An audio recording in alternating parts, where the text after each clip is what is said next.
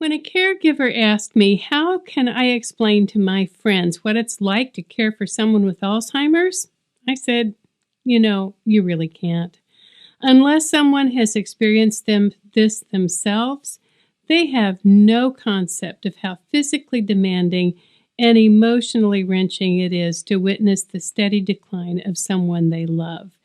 New challenges seem to appear every single day. Sound familiar? Of course.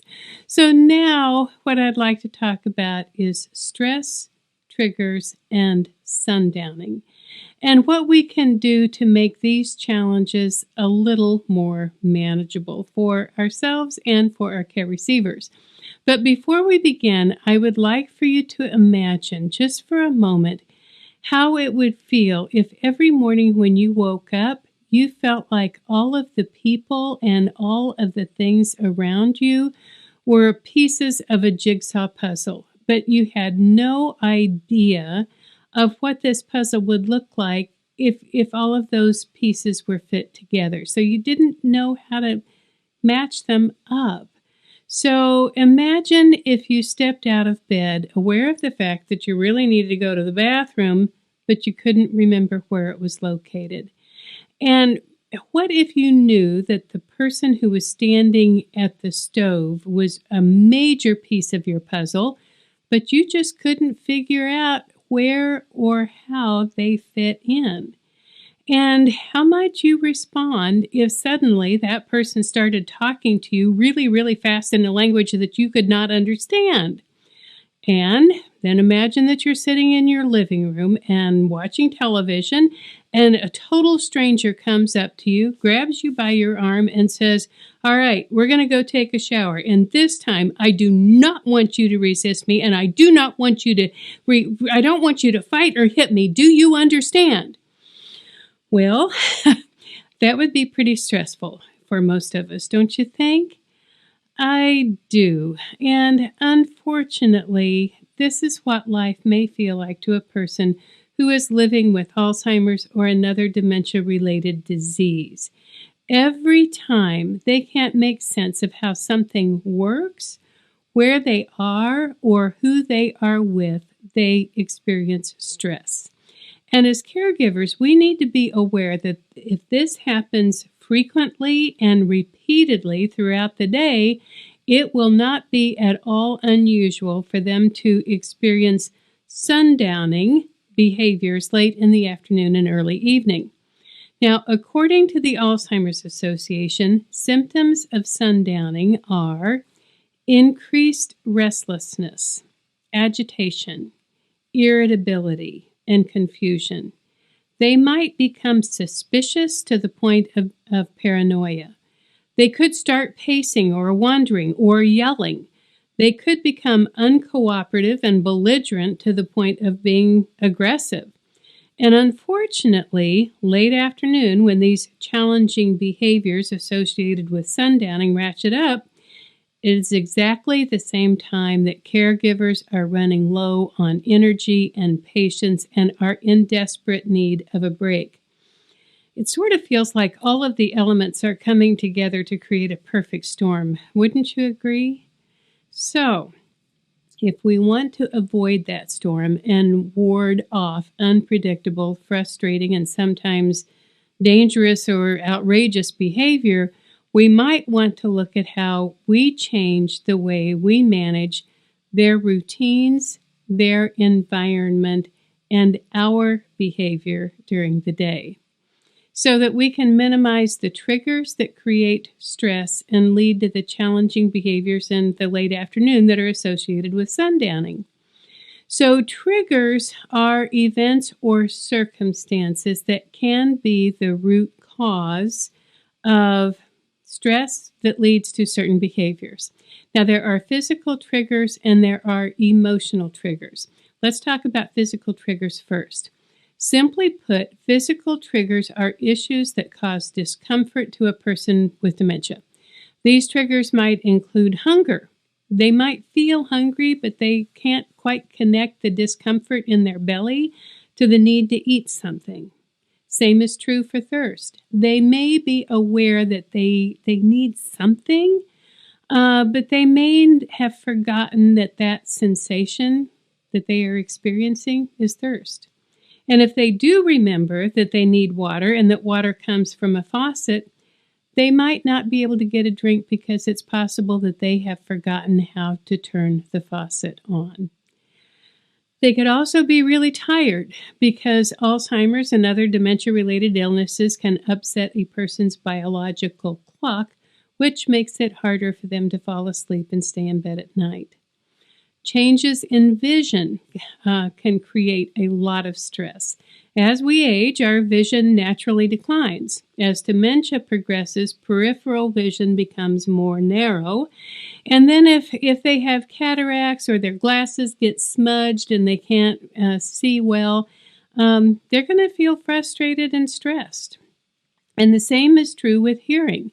When a person is living with dementia, their ability to process language decreases significantly.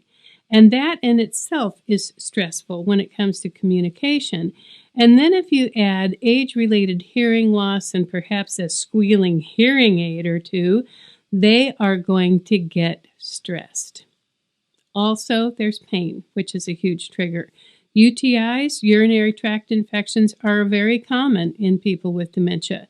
The pain is intense, but they don't understand it. They can't explain it. They just know that they hurt. Untreated, a UTI can cause confusion and agitation to the point of violence. Now, all pain triggers aren't from a significant pain. Small discomforts can create stress. If their shoes pinch, if there's a tag in the back of the neck of the shirt that scratches and irritates their skin, if they're too hot, if they're too cold, if they no longer know what they need to do to make these irritations stop, they get stressed. And then we add to that the emotional triggers, like loneliness can be a huge factor, especially if they don't have any regular interactions with anyone other than their caregiver. Boredom is a natural outcome there, and it can certainly lead to challenging behaviors.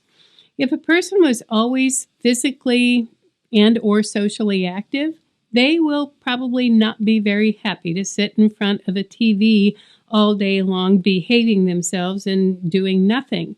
If there are no distractions or activities to keep them interested and engaged and burn off some of that energy, they might figure out how to create their own entertainment. Maybe they'll decide to walk to a shopping center, bake some cookies, or change the oil in their car, which are all reasonable activities for a person who does not have dementia. But it could be dangerous for them, and of course that creates a lot of stress for the caregiver. So, if you get mad, they will get mad in return. It's likely that they will mirror your emotional state and become just as angry and agitated with you as you are with them. And then there's fear, and that is another emotional trigger. They cannot always accurately interpret what's happening or even what they're seeing. As dusk approaches, the light in your house changes, and the setting sun can cast shadows on the wall that they don't understand. So when they look at the shadows, what they see may be intruders, ghosts, or monsters. Then, if you, as their caregiver, are also tired and stressed out, and what you want more than anything is just a little peace and quiet, it isn't going to take much for either of you to say something that starts an argument and leads to a meltdown. So if we can all agree that avoiding a blow-up and a meltdown would be much better than having one, perhaps we can take the first step of creative indifference by becoming aware, again, of how their routines, their environment, and our responses create stress for them and in turn for us. So, what I'd like for you to do is name the behaviors that are most difficult for you to cope with right now. Write them down. You might be able to identify the physical and emotional triggers that could be the root cause of their stress that accumulates throughout the day and becomes sundowning behaviors late in the evening. And then the second step will be acceptance. And this is hard because we have to acknowledge that the disease is in control and our care receiver's brain is in the process of dying. They will no longer be able to process information, solve problems, or relate to you the way that they did in the past. They will lose the capacity to manage their life and make decisions about everything, their routines, their activities, their health care, their grooming, and even the food they eat. All of that is going to fall on your shoulders, and this is going to be hard. But if you can accept that you are the only one who is aware of what's happening and what needs to be done, you will be in a better position to make those decisions and the choices and take the action steps that will keep them as safe, as comfortable, and as stress-free as possible as you go through this together.